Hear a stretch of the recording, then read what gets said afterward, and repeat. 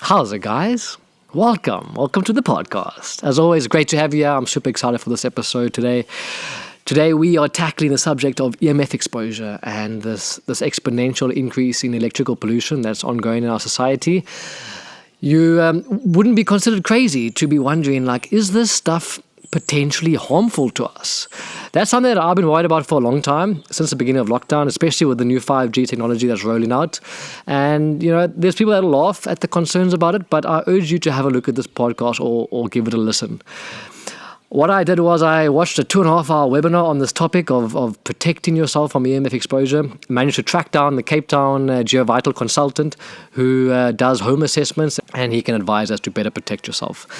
I'm going to include some of that at the end of the podcast for those of you who are interested in seeing what the home assessment is about. I'll include clips from that, and I'll also explain what is going on to some degree. There's been over 20,000 peer-reviewed studies. I think 80 to 90% of them indicate that there is definitely biological effects of the non-ionizing radiation. And this oxidative stress it's an ongoing degenerative process, and it's definitely something to be concerned about. With all the things in the world these days that's trying to kill us, this is just another one that we need to be aware about, especially with this, as I mentioned in the beginning, this mass scale rollout of 5G, which I really believe there is a lot of stuff to be concerned about. It is also definitely a fallacy that we need more evidence to support the concerns. All the evidence is there. We're just not being shown it, unfortunately, as with most things these days. Guys, enjoy the podcast. I'm not going to carry on chatting too long, but give it a listen. Let me know what you think. Please do like and subscribe if you feel like it's been beneficial, or if you're enjoying the content. Appreciate it, guys. Much love. Chat to you next week.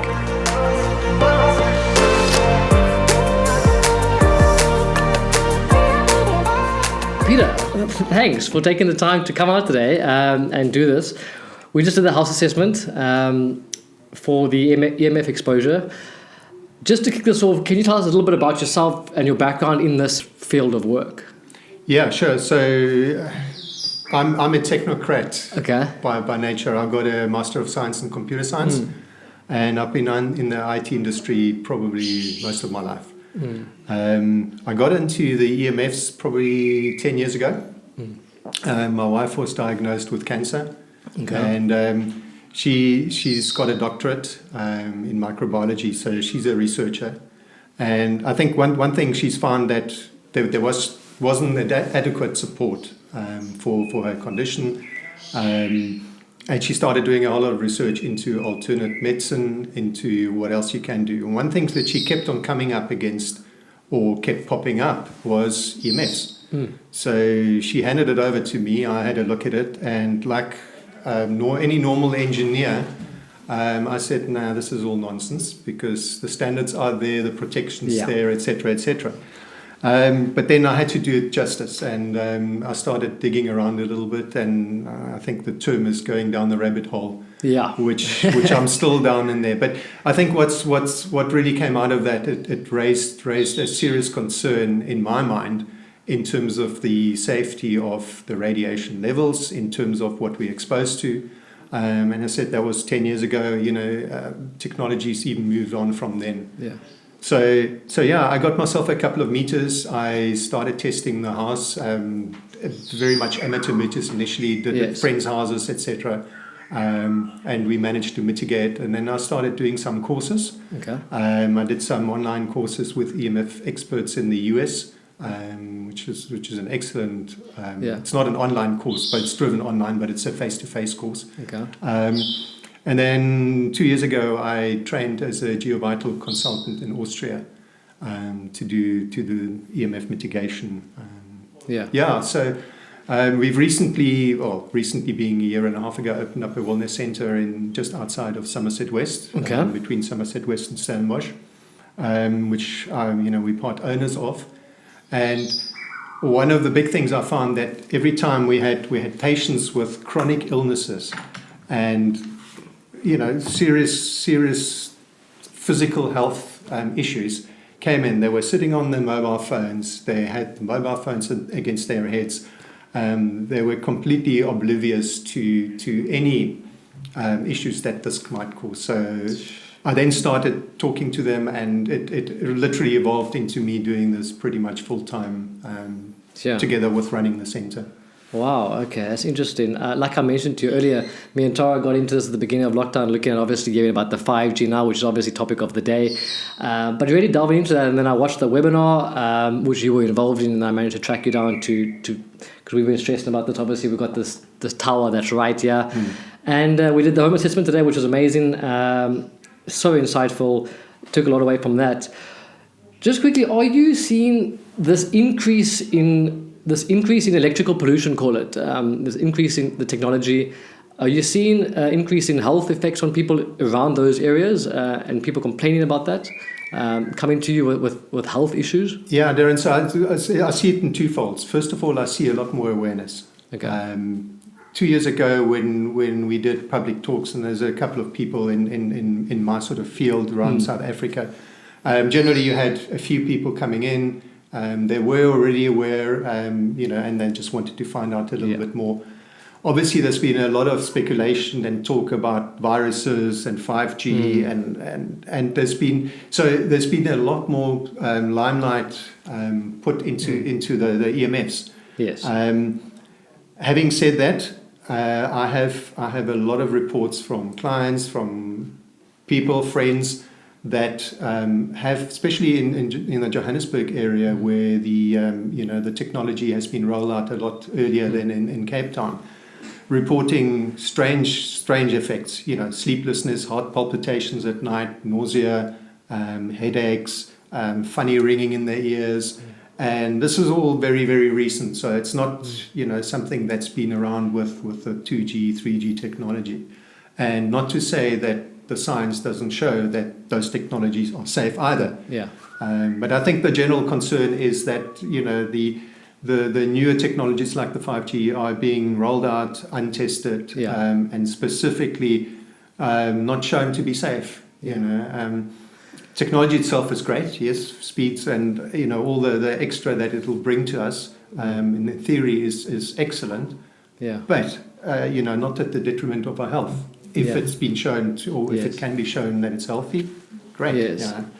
In that webinar that you were involved in, that I took a lot away from, they mentioned the exposure to this and the oxidative stress on the cellular level in the body. There's been something like over 20,000 peer-reviewed studies, but there's not much traction in terms of that being put out there in the media, the detrimental effects of this on the human body. Do you have any comments on that? Like, why is the governing bodies that are advocating for the safe use of this technology, first of all, they're kind of biased because they support the industries that need this technology, and then it's very one-sided. We're just told the technology is safe, but there's nobody's from the other side is getting any media coverage, so to speak. Yeah, so Darren, there's a couple of things to that. If you look at from an engineering level and the standards perspective, generally the international standards have been set in the mid-90s, and they are basing the foundation on the premise that this technology is non-ionizing. So just to put that into context, ionizing and non-ionizing frequencies, non-ionizing basically are deemed not to heat up your cells.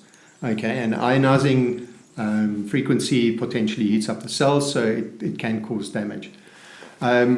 So with that, having said that, the standards are saying non-ionizing, so it's all safe, it's been tested, etc. What the scientists that you alluded to and the tests that have been done has showed that far below the actual standards that have been set, and in non-ionizing type of radiation has a biological effect on the system. So it's not a physical effect, but it's a biological effect. One thing I wanted to pick your brain on now, there's obviously so much going around 5G coronavirus and all of that stuff. Okay, so I for one don't think 5G causes coronavirus at all, but looking into the damage on a cellular level and the oxidative stress and potentially the hypoxic effects on the body that are being seen, the lack of oxygen in the blood, all of that, can this be caused by this increase in technology? And then is there potential for getting COVID-like symptoms from the oxidative stress placed in your body from the technology? Is there? Yeah, so there are a number of studies that have certainly shown that by exposure to non-ionizing radiation, it causes the oxidative stress. It causes the cells the permeability of the cells to actually start, let's call it leaking. Yes. Allowing the intercellular exchange to be malaligned. So it's very well plausible that, by the fact that the cells aren't behaving the way they should be, that viruses and things can interchange. Does 5G, for example, cause coronavirus? Absolutely not. Those are completely separate issues. Yeah. But having been exposed to any virus, if you have a low immune system and you're exposed to EMFs, you are more likely to have a bigger negative effect. Yes. Being able to fight a disease of any sorts. Okay. So just by mere fact, and that has been scientifically shown and proven. Yes. So if you have a low immune system already, and then you're having 5G rolled out, that could be like the cherry on cake that really just throws your immune system down the drain, and then you could potentially react worsely to a virus than if you weren't exposed to the Could well be, absolutely. Interesting. Absolutely. And just from the home assessment today, we took a lot away. We sit in this room, right next to you there's a Wi-Fi router. We've been working here every day, and we've been getting headaches and not feeling well, and we automatically attributed to that tower, but we realized that there's a multiple factors with all of this stuff. Yeah. What are some things that people can do immediately that can really help them in their home, just protect themselves from that constant exposure? We're so complacent when it comes to putting our phones next to our head, constantly sleeping next to them, the cabling, everything. What are some tips that people can do automatically that will improve their health, improve their health? Yeah, so just to reduce your exposure, simplest way is if you're using your mobile phone, don't put it against your head. Use it on speakerphone or use a headset. Normal headset is okay. Some people advocate that you actually want to have an air tube where the physical copper wires potentially could transmit some radio signals as well. Okay. I have both, and I've tested them. They all work fine, but definitely safe. Move that phone away from you. Don't carry it in your pocket if it's on. Put it into flight mode as quickly as possible. If, for example, I use my phone at home connected to the internet via physical Ethernet cable. Yeah. It's in flight mode, so all my apps, anything that uses data works. So I can do WhatsApp calls, I can do Skype calls, I can browse, I can do my banking, everything in flight mode. So the only thing is you won't get is a cellular GSM call or an SMS, as we know. Interesting. I have a voicemail in there saying, please, if you urgently need to contact me, WhatsApp me. Yeah. So that's on the mobile phones. The Wi-Fi router, as you've seen, by default, generally most Wi-Fi routers come with two types of radio. One clocking in at 2.4 gigahertz, the other one at 5 gigahertz. Sure. Not to be confused with 5G, because often you see an SSID with something __5G, and people go, wow, I've got 5G in my house. Not the case. This is just the Wi-Fi technology. Yeah. No need to have both radios on, first of all. Unless you're moving huge amount of data in your house, you're doing streaming and gaming between laptops and stuff like that. Yeah. Generally, your bandwidth is restricted by the incoming internet connection anyway, which is probably a tenth of what you actually have on your Wi-Fi at home. Yes. Nonetheless, having said that, and you saw the measurements we did, when we switched off Wi-Fi, the room immediately calmed down, and the readings were 10 times better. So for that, what we did, we connected your laptop with an adapter for Ethernet. Your Apple, some of the new Windows PCs as well, do not come with an Ethernet port anymore, simply because of the real estate factor. Because the devices are so thin now, so you don't fit the port in. But it's easy, a couple of $100, you can buy yourself a Ethernet adapter. You connect it through to your router. And off you go. Your internet connectivity is there, just like as I mentioned with the phone. Yes, interesting, amazing. Just one thing came to mind there. I was thinking with the mobile phones. Another thing that I looked at was the increase in male infertility because of phones in your pocket, not on flight mode. And there was something like a study of 600 people, and there was a direct correlation between the amount of people who had their phones in their pockets and the amount of infertility. Is that? There have been a lot of studies done on fertilities. Ole Johansson, I think, is one of the leading specialists from Sweden in the Karolinska Institute. Okay. He's been studying this for probably 20, 30 odd years. And he has many papers published on that. Okay. But not only him, others as well. So there's definitely seems to be a correlation between mobile technology and infertility. Wow. We definitely need to just become more aware of this, because we just accept everything as normal. We don't even question these things, but we really do need to become more aware. It's one thing I've taken away from this. Just to delve into the sleeping. From what I've looked at, sleeping is the most important factor, because that's where your body regenerates. That's where if you don't sleep right, everything is out. So if you're exposed to EMF while you're sleeping, your body is not getting obviously the rest that it needs. You can't produce the melatonin and all those things. So from what I understand, sleeping and where you sleep is the most important thing regarding this whole topic. So that's where people need to prioritize, I'm assuming, how they focus on this. Yeah, Darren, absolutely. And I think, as you saw, it's not only the high frequency radiation that can cause an issue. Anywhere where you have electrical circuits and potentially bad wiring, you have electric fields, magnetic fields. There's another thing called dirty electricity, we haven't really looked at that. So all those will affect your quality of sleep and quality of recovery. So most of these things are relatively simple to remediate. Yeah, we could see as we put the plug off at the wall, all the electrics off, immediate reading changed. Drop down. And that's essentially where you want to get down to. Yes. Your readings want to be as low as possible in all the different disciplines. Yes. And I mean, I've seen with clients of mine where we've switched it off. The first night they slept, they just woke up the next day, and I had the phone call and I said, you have no idea about the good quality of sleep that I've had. And that was just a couple of simple rearrangements. Important to measure it, because it could be just switching it off and the plug, but then you might have some circuits running inside the wall that cause it. So you might have to move the bed around a little bit, or just move it away from the wall. So there's little tips and tricks like that. So it's definitely valuable to get a home assessment or something like you do, and actually get your home assessed, get every area looked at, and besides the high frequency radiation, obviously the magnetic and the electrical low frequency, there's multiple obviously facets to this. Interesting.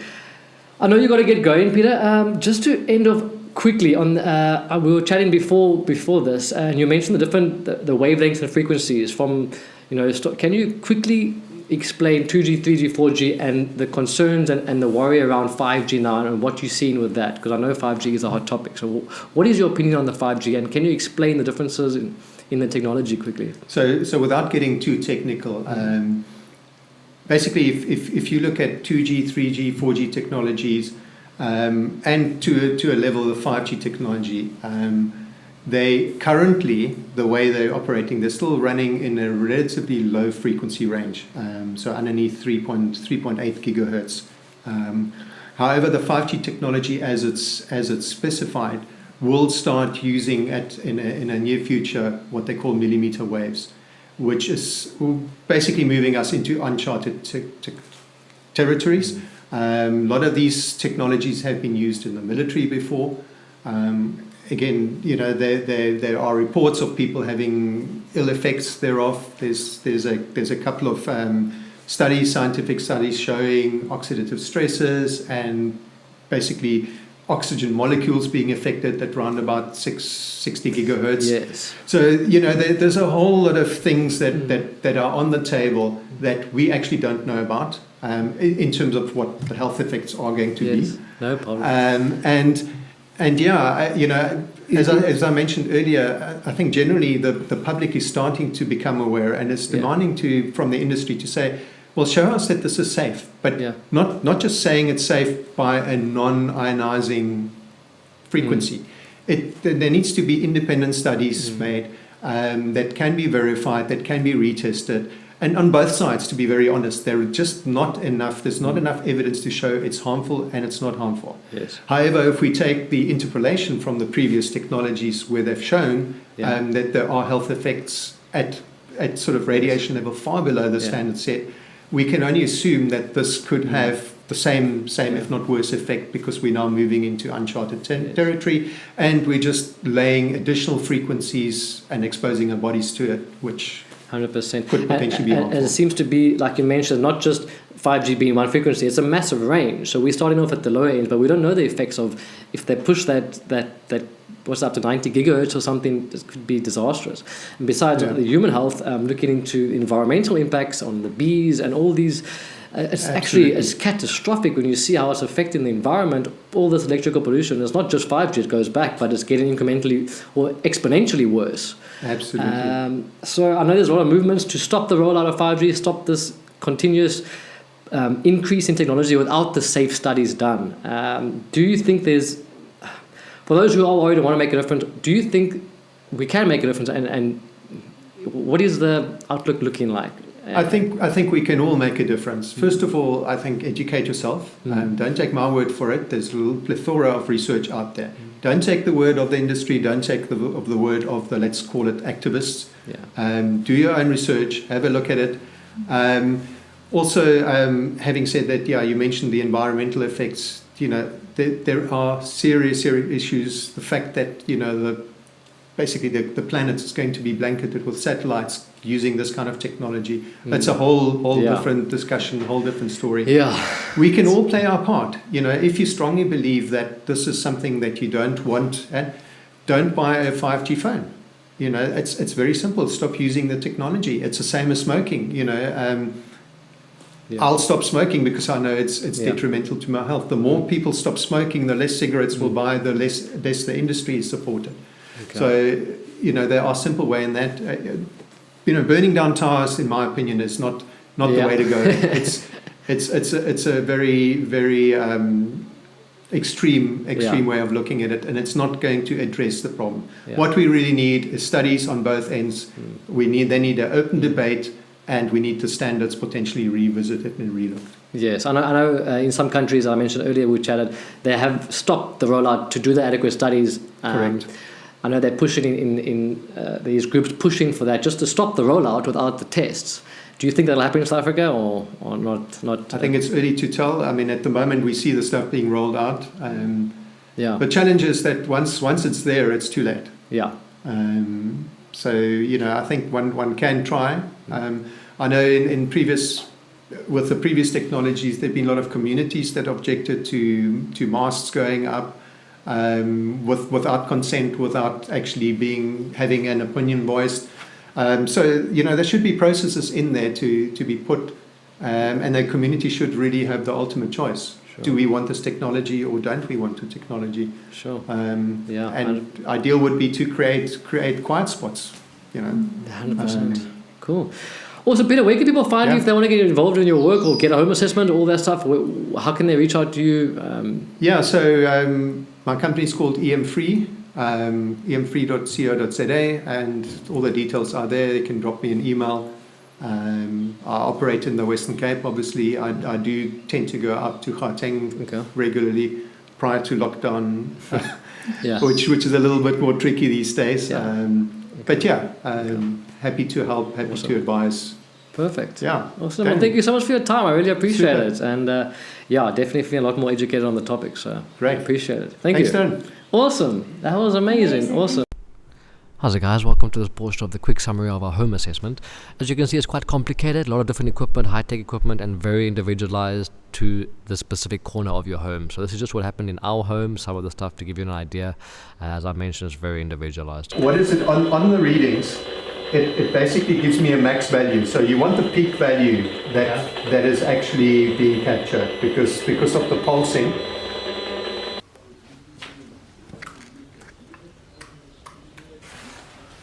Okay. It just went up to 7,000 for me here.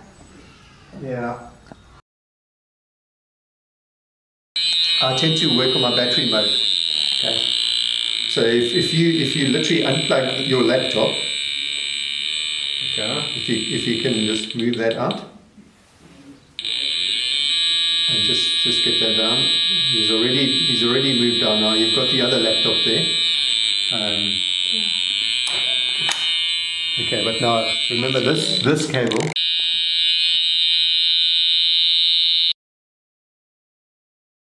that the only plug? Yeah, that's it.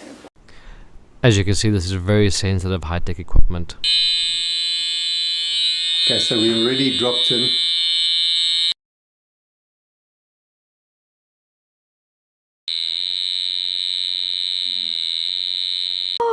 Yo, this room is... How's that? Wow. That's amazing, just from switching off the plug. So just out of interest, Peter had this single layer Nova mesh fabric with him, which he had just received. He was not trying to sell it to us, but even if we did want it, it's extremely expensive and you have to order it from overseas, and it's the import taxes you pay are sky high. But this is high-tech fabric that's been designed to protect you from EMF exposure. As you can see, the values are super low with Toro completely covered. And once we remove the fabric, you'll see how the values literally skyrocket. There is a lot of shielding options out there. Unfortunately, as I mentioned, most of them are pretty expensive, and most of the mitigation techniques you can do immediately in your home. Guys, thanks for watching this. I hope it's been interesting for you. If you do want to get a home assessment, reach out to me or Peter, and get your home checked out. It's important. These things are honestly important. I really truly believe that. Anyway, guys, until next time, enjoy, and we'll catch you then.